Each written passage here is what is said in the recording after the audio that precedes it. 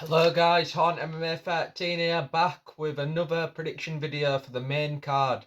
This time for Magny versus Prates UFC Fight Night Apex 100. Now, getting into fight one. Mansour Abdul Malik versus Dusko Todoric. Now, Todoric beat Michel Pereira on the regional scene. Now, I know what you're thinking. That's not very impressive. He gasses out after a round. But it actually was in the first round that he beat him, so that kind of makes it a little bit more impressive. And as you saw in the Hernandez fight, he wasn't able to finish Pereira, and he's very dangerous in that first round. So you look at things like that, and you've got to think, he can't be all bad. And then you look at other people like that he's fought. Like he also, I think, went 3 rounds with Gregory Rodriguez. I ain't got that in my notes, but I believe that he went 3 rounds with him. I remember watching that fight, and he looked pretty good. And then you look at, sorry about that. You look at his opponent. He's got like very, very, I'd say, high volume kind of style. He likes to put pressure on people. And Todrick has been, finished a few times. And I feel like when you're facing someone who's putting that pressure on you and you know that you can get finished and you remember being finished in previous fights, you can sometimes find it hard to have the confidence to throw your own shots. And although I do think Todoric does have, decent power and could possibly catch Abdul Malik, I don't think it's going to happen, because I think when you've got someone like Abdul Malik who's got a gas tank coming towards you, I feel like he's going to go within himself a little bit, Todoric, and I don't know if he's going to be able to let his hands go like he'd like to. And although I do think he's got the ability to finish him, I feel like he ain't got the best gas tank himself, and he's facing someone here who's going to be able to outwork him. So I don't think there's going to be a finish in this fight. I think it's going to be a decision win for Abdul Malik, and I think it's probably going to be relatively comfortable, because just simply the volume and the fact that he ain't got much of a ground game, Todrick, I should mention as well. So I can't see the fight taking place there on the ground with the grappling. I think it's going to be a stand-up fight where it's going to be whoever can land a shot, and if no one lands that knockout blow, then I can see it being a decision for Abdul Malik, because I think that's the only chance Todrick has, knocking out Malik, and I can't see it happening because he's going to have to let his hands go, and I feel like that could leave him open to getting finished himself. So I think it's going to be a comfortable decision for Abdul Malik, probably a 30-27, and it's going to be due to volume and just high output. Moving on, fight number 2 on the main card. Luana Pinheiro versus Gillian Robertson. Pinheiro, not that good. One thing I do have to say, she's not got any ground game whatsoever. She's been subbed quite a few times. She's been subbed also in a grappling event recently. She got subbed a minute into that, which isn't a good sign. So I think Gillian Robertson's just going to be too much for her. She's going to be shooting takedowns. I think she's also the bigger girl, so she's going to be able to outpower her.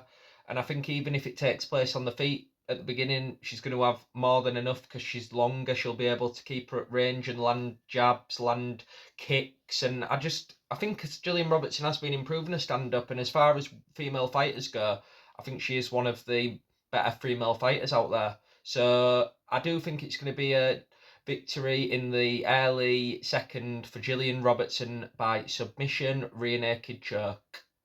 Gillian Robertson, I think she's just going to be able, Gillian, to get her to the ground.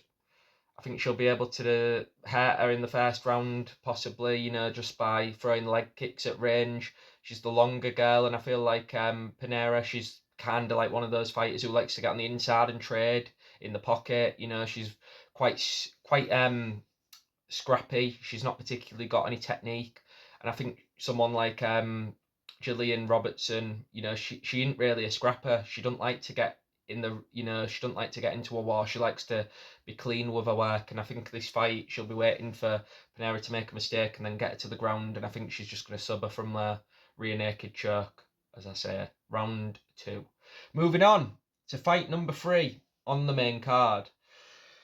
Contavious Romius versus Gaston Bolaños. Now, Contavious is just a glorified Predator impersonator.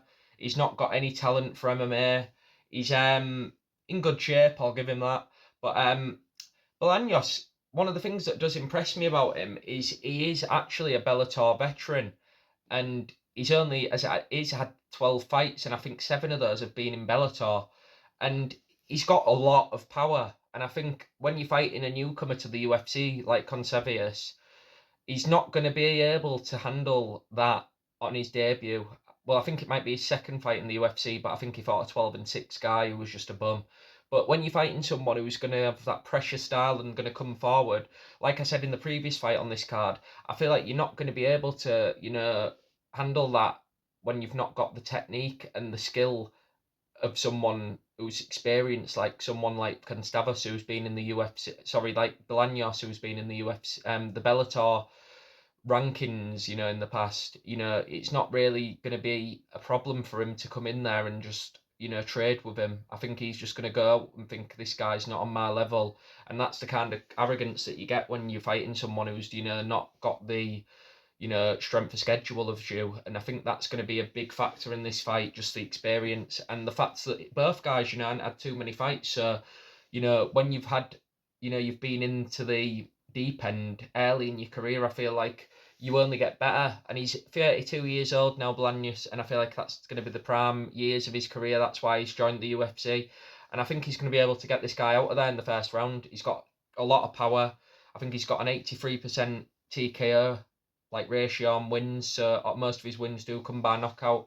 And I can't see this fight going any further than the first 5 minutes. So I'm going to go with Bolaños to get the KO round 1, and I can see it just coming when the Predator impersonator just shits himself, basically. I can see the dreadlocks flying.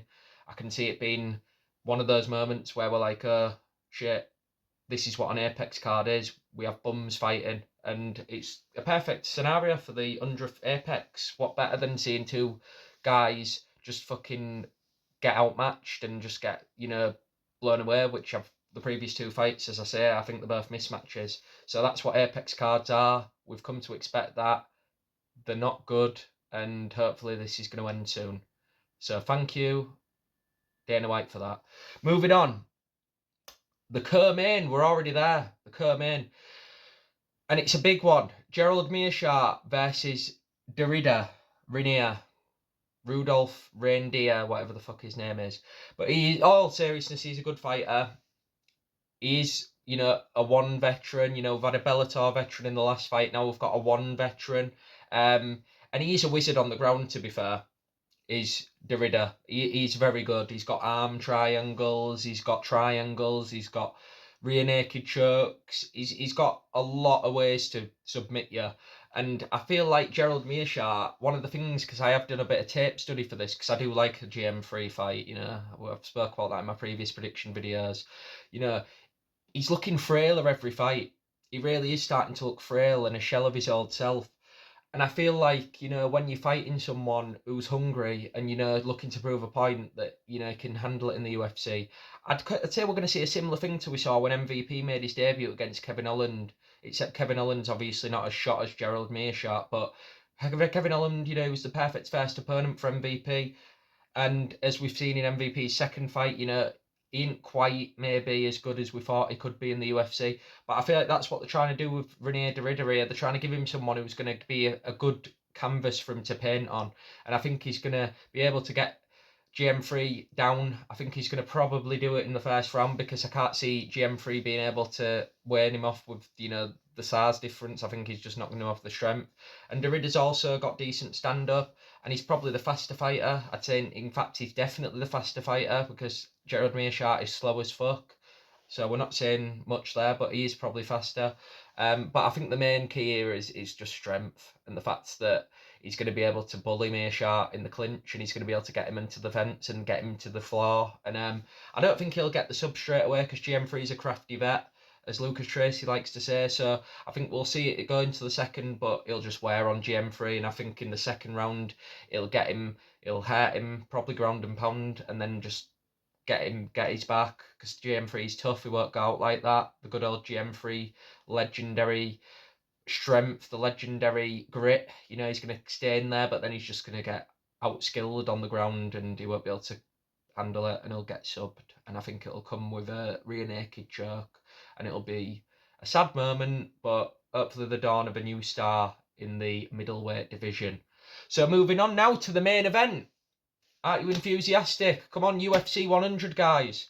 The main event of the night, Neil Magny versus Carlos Prates. And to be honest with you, in all seriousness, I am very excited about the career of Carlos Prates. I do think he could really be a big player in the UFC. Brendan Loughnane, one of my favourite guys, one of my favourite fighters actually, you know, because he was speaking in an interview what I watched, and he said that Carlos Prates is the best striker in the Jimmy chains and in Thailand, and that is full of extremely talented high-level strikers, including people like Petr Yan and Fiziev. So Brendan Loughnane said the best guy he's sparred with, the guy who strikes fear into his eyes, is Carlos Prates. And with the fighters that train there, that is something, that is a statement. And I feel like Neil Magny, you know, he's just not, you know, he's not all there anymore. The Mike Malott fight made people a bit, you know, oh, maybe he still can test these people and fraud check them. But that's against people like Neil Magny. I'm sorry, against people like Mike Malott. We saw him at the weekend. You know, Mike Malott, he can win fights, but he's just not, he's not a big level prospect that we're excited about. And I think Ian Gary's the same. Ian Gary, I think's very overrated. And even though, you know, Neil Magny went 3 rounds with him, who doesn't go 3 rounds with Ian Gary? Ian Gary has got no power. So a bit of Ian Gary slander for this video before the end. You know, just got to get it in there. But I think that Neil Magny, you know, he just isn't there anymore. He just wants to... The only reason he won that Malott fight was because Mike Malott gassed out, you know. Neil Magny was getting beaten on that fight and didn't seem to put much resistance. Then he just kind of like got let up by Mike Malott and then he beat him up. It was quite funny. Canadian soy boy. So I think you've got to look at this fight like a proper real prospect that has a chance of making a run for the top 5. You know, Carlos Prates, I think, is going to be a big player in this division. I think the welterweight division's a bit boring, so I'm happy to see that. I mean, if there's anything you can say, it's got good strikers, and I think him v someone like JDM in the future could be a great fight, possibly for a title if JDM has the belt by then. So I think Carlos Prates is going to get this one done. I think it's going to be a really, really dominant striking masterclass, and I'm going to make, like I like to do in these main events, a real specific prediction, and I think the fight is going to end when Magny's kind of just getting lit up, but he's still in the fight and he's trying to maybe just, you know, survive, maybe get to the second round. And I think it's just going to get to a point where he throws so many shots that Neil Magny starts to panic. And then as he goes for a takedown, I can honestly see, and quote me on this, Carlos Prates coming up the middle with a massive knee and flatlining Neil Magny. I've envisioned it. The more I think about the way this fight's going to go, I can just see him getting lit up on the feet and just going for that takedown out of panic, and then just getting absolutely cleaned out, getting his clock cleaned with a knee. And I have actually looked at some of Carlos's fights, and he does like to throw that knee. He hasn't had any flatline KOs with it per se, but he's thrown that knee many times and he times it well. So that's my prediction. I look forward to this. Thank you.